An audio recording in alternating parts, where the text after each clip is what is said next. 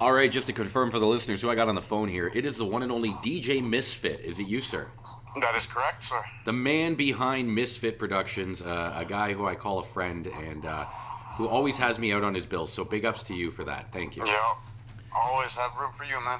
Yeah, and I was actually telling him that when I got out of recovery back in 2009, the first booking I took, because I had said to myself I wasn't going to be able to do parties anymore, was for you. I think it was for, was it Corey? It was. Yeah. It was I guess, a legacy party, a celebration of life. And Yeah. yeah, I felt honored to do it. And here we are, 10 years later, talking about a party we're going to be doing Definitely. this Friday, which I'm very, very excited. It's going to be dangerous. It's gonna be awesome. Very dangerous. And we'll talk a little bit about that, but first I want to do some personal questions, get to know you as an individual, if that's okay. Sounds good. All right, Mr. Misfit, can you tell me what the last song you listened to before we began speaking? Actually, I was just listening to Body Rock. Wow. Not right before you called. I was playing some Apex and listening to Body Rock at the same time. Now he says he was listening to Apex or playing Apex. Let's fill the listeners in on what Apex is. What is that? Apex Legends is a first-person shooter. Teams of 3. And it's one of those games that we've recently learned in the news you shouldn't be playing unless you want to be a sociopath, right? That is correct. And you know what? I was just saying to Mr. Misfit, I kind of bowed out of these games because I grew up with Nintendo, Sega Genesis, your AB, your ABC. And as soon as you started allocating, left finger to L1, right toe to R2 while hitting analog and fucking balance, it turned too much into a yoga act than a video game to me. Pretty much gotta throw grenades, shoot, jump, and all that all at the same time. You know what? Kudos to the kids that can play them. I say all the power. yeah. I don't have the hand-eye, I guess, or patience. I'm okay at it, but some of these kids, man, they sit there and just play for hours on end, and I get killed by 9-year-olds. Like, and there's some really good players. Yeah, I know. To be honest, I've watched some of the YouTube videos, and I'm amazed at how in depth some of these guys get into it.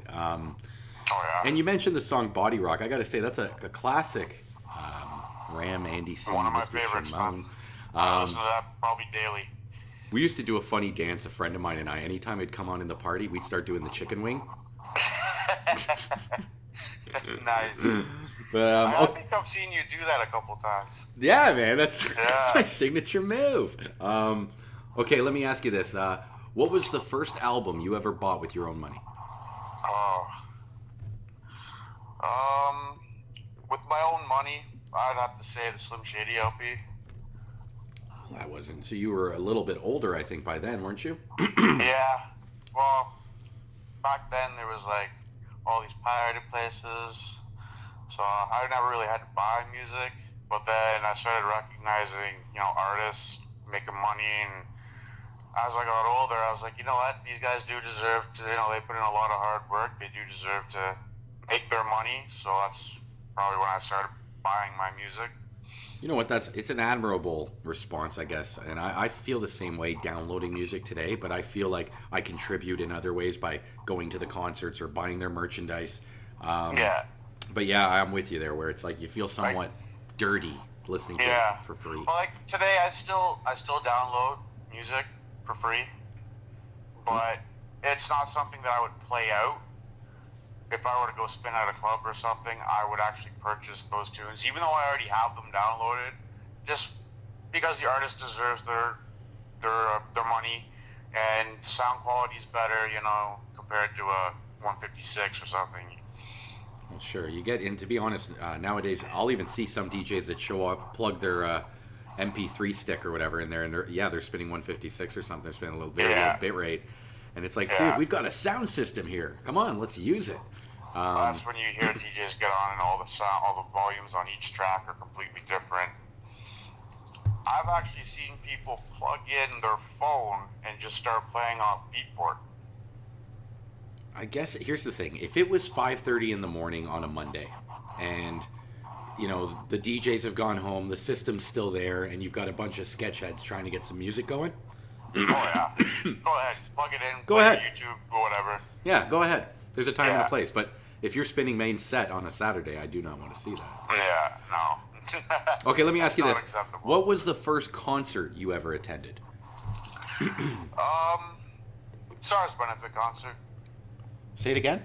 The SARS benefit concert. Oh, SARS stock with like the Stones and AC/DC and Rush. And... Yep. Did you throw a bottle at Justin? I unfortunately was too far away. I did not. I remember after that concert him saying in an interview that if he was in the crowd, he would have thrown a bottle at him too. Although the guy who on the you see the DVD and you see a water bottle actually hit Justin. I was with that guy.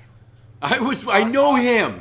I brought him to that concert. No way. Yeah. So The you guy didn't that hit threw him, that but one, someone you I know who did. it. That's great.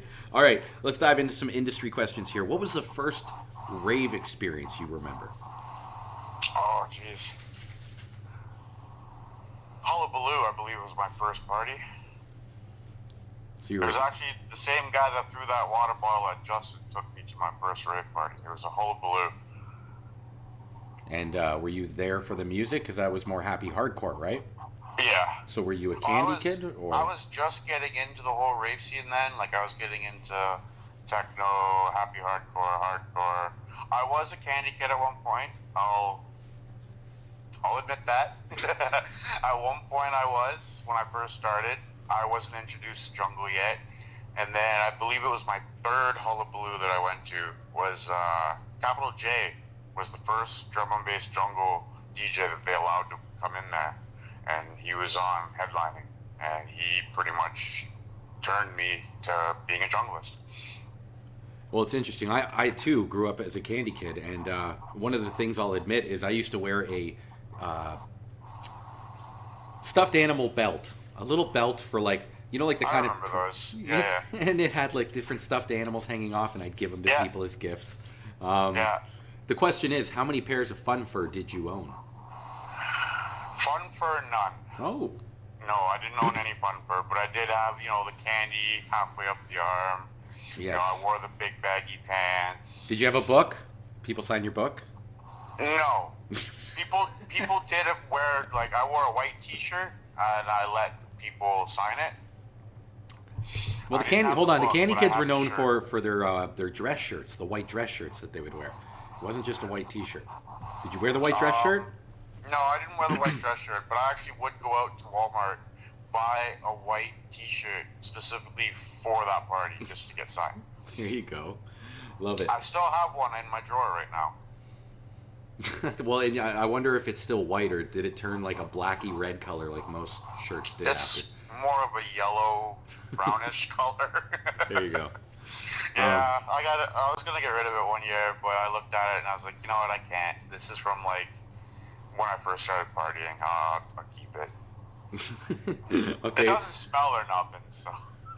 Well, that's a bonus. And even if you could show it here, they couldn't smell it, so it's good. Yeah. Let me ask you this: what started Misfit Productions? What was the mission statement when you began the company? Well, basically, I got into DJing, and I saw a whole bunch of people. I got into knowing a bunch of people that were throwing parties, Mr. Brown, Marcus, all of them, and I wanted to do it. So I started throwing them in Toronto, and then I moved to Kitchener for a little bit, started doing parties there at Maxwell's Music House. And then my kid came along, and I had to put everything on hold for a while. But a lot of my inspiration, a lot of my wanting to throw parties comes from Mr. Brown and what he's done in the drum and bass scene in Toronto. He's been a big inspiration and a big help. He's helped me out a lot with advice and how to handle certain situations when things come up. So I owe a lot of what I've become as a promoter to him. Yeah, no, and I can appreciate what you're saying as well. Big ups, Mr. Brown, because he does help us maneuver some of the politics that occur in the scene. Oh, He's very well definitely. connected. And he's actually one of the very few people that helps out the little guy, who will actually, he'll wait till the event is over, but he'll give you his advice on what should have been done and how to handle it next time, which I think is a lot better than, barking at somebody before the event starts and then people rushing around to change things.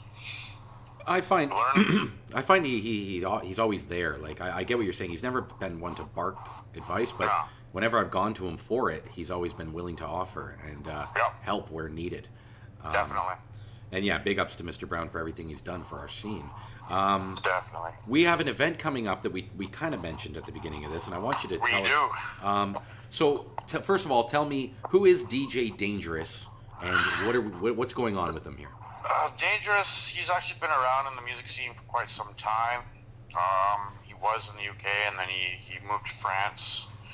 So he's been doing a lot of stuff over there. He's not well known here, but since my last party that I did with him last year, he's gotten a lot more recognition. You know, he's done a track with Z. He's been collabing with a bunch of other Canadian artists here. Mm-hmm. Him and Capital J are planning to do a track soon together. So that'll be excellent. What kind of sound could we expect? Like, I hate to label people as a certain type of DJ, but would you put them in the more jump up label? Yeah, definitely. Okay, that's what I've heard from what I've listened to. He's definitely a jump up producer. He likes his wobble, but he tries to stick to like the old kind of wobble, not the new stuff that kind of sounds like mechanical robots and stuff. Some of his tracks do, but that's what's popular over there. What's popular here is not the same. The jump up here is more like 2002, 2005, like TC, Jaden, stuff like that. And he's trying right now to develop more of a sound, not so much like Jaden's, but similar. His producing has gotten a lot better over the years. A lot better. And I'm hoping that this party gives him a lot more recognition for being in the scene. Well, and he definitely deserves it. If I'm not mistaken, there's more than one party. We have August 9th at One Loft, but then you've also booked some other dates. What else is he doing while he's here? He's doing about 5 radio shows while he's here. Mm-hmm. He's got OTB Radio on the 13th, T.A.F Radio on the 14th. Then he's got That 32 Radio on the 15th, Gridlock Radio, and also Create DMB Radio, Create DMB in the 6th. He's also got a show in Barrie, and then Church Sundays. And just for listeners who aren't aware, Barrie is a place, not a person. It is north of the city. And Barrie, Ontario. He's doing that on the Saturday. Am I right in saying that? Yes. Okay. And when is he leaving? Like, how long is he here for? How long is he actually? He's here from Friday until the following Monday. So he's here for quite a while. Oh, that's awesome. Well, hopefully we can even find him some more work while he's here. We'll have him working on a Tuesday at the movie theater. Would be nice. Definitely. Let's all go to the drive-in tonight. DJ Dangerous. Actually, this party coming up on Friday, I'm really happy about. Not with just how well it's going right now, but with the lineup itself. You know, there's you. I've worked with you many times, so it's going back to what we used to do. Capital J is on the lineup, who hasn't been in Toronto much at all in the last couple of years. I agree. So this is a big show for him. Plus, he's the one that started me out listening to drum and bass and jungle, so should be really good. No, it is. It's a stacked lineup, and a big up Voden. Am I saying it right? Voden Productions is who you've collaborated with for this. Nice. The church show that we have coming up on his last day, the final show of the tour, we have a special return host as well. We have the Gunja Fly MC coming back out of retirement. Yeah, I saw him actually. He added me on Facebook recently, and I was like, I haven't heard his name since I was like 19. Gunja Fly. I remember Gunja Fly. He's a great guy. Definitely. I haven't heard him on the mic like in years, so I look forward to that. He retired. He deleted Facebook, everything. Went and did his own thing for a while, and now he's back and ready to go. Good for him. I look forward to seeing him out there. And he'll be there on the Church Sunday, you said, right? Correct. On the last show of the tour, on the 18th. All right, I got a couple fun questions to end us off here. We're doing kind of an abbreviated discussion. I may have Misfit on again in a few months to have a more long-winded discussion, but he's got his baby playing in the background, so we're on a limited time right now. Yeah. With that, if you could create a jungle Mount Rushmore that would encompass, 4 faces from our culture, which 4 faces would you put up there? Capital J for one, just for all the inspiration and getting me involved. All right. Jaden, definitely. Jaden's been a big part of the music that I listen to anyway, the style of drum and bass that I listen to. Hold on, I gotta ask. Are you talking Jaden from LA? No, Jaden from UK, Okay, cool. from Smoking Rhythms. The thing is, I've been listening to a lot of, sorry, Javon. That's what it was, Javon in front of LA. But not very popular, and I was like, really? But okay, go on. I've Sorry. never heard of them, but if No, you want to pass along some tunes of his, I'll definitely take a listen. I don't think Javon even produces. He's just a DJ. Him and Oh, is he? yeah, if you want to look up Javon and XYZ, they were like, Alright. I don't know, they were making a way around 2005, 2006 ish, and then they just kind of fell off the map. And that's why recently I looked in like, what happened to these guys? Can't find them. But if you can, listeners, please send them my way. Definitely. But go on. Sorry, Jaden and capital J. You got two more. Jada and Capital J, definitely the Executioner, Andy C. He's done a lot for the scene. Okay. A lot of people might give me some flack for that, but he's definitely paved the way for drum and bass. Probably Hazard, his tune, Mr. Happy, is still one of my favorites to this day. That's all you get. That's it. 4. Don't be trying to slip yeah. a 5th in there. Don't even try it, man. Ain't No, nobody. I was gonna capitalize more on Hazard, but Oh, sorry.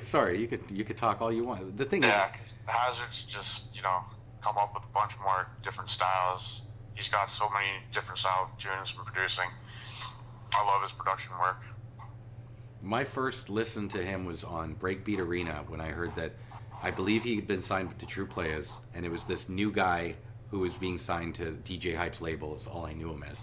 Yeah. And I heard him, and I shouldn't say I just heard him. I watched him because there was a video on Drum Bass Arena. Fell in love with the guy immediately. Oh yeah. And And now him and Hype are like inseparable. They do everything together. is that right? Yeah. That's awesome. And you know what? I know Hype's a funny guy, so I'm assuming Hazard must be too. So I'd love to see those guys make videos together. Oh yeah. Hype reminds me a lot like Goldie. Some of the stuff Goldie posts is hilarious. Yeah, I've heard he's a funny guy. I can't speak from firsthand experience. I've never met Goldie, but I've seen him in clips and movies, and he's always played a funny character. Yeah.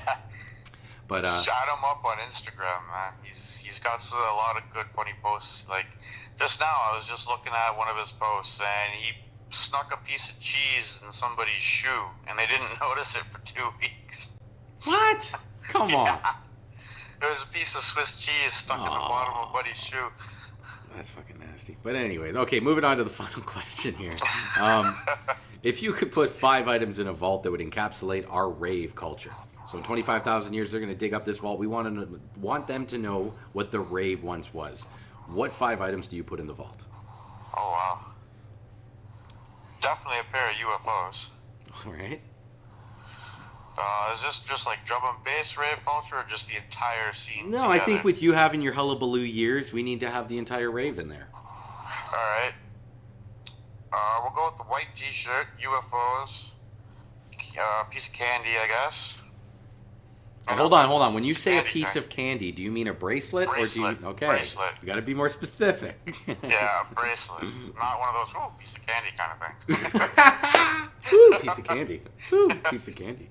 Definitely a glow stick and a microphone. I think you got it. There's 5 items, and that was an awesome 5. I think if we went back to my vault, we have a lot of similarities, my friend. Nice. Yeah, there's a lot of the same items in there. But okay, I want to talk to you a little bit more, but I'm going to sign off to the listeners. Sounds good, man. All right, wicked. So, guys, this Friday, August the 9th at One Loft is Dangerous alongside Capital J and a lot of other Toronto locals, myself, and I believe Kill is going to be there as well. So come on out. And as always, I hope you enjoy listening as much as I enjoy talking. Until next time, peace out.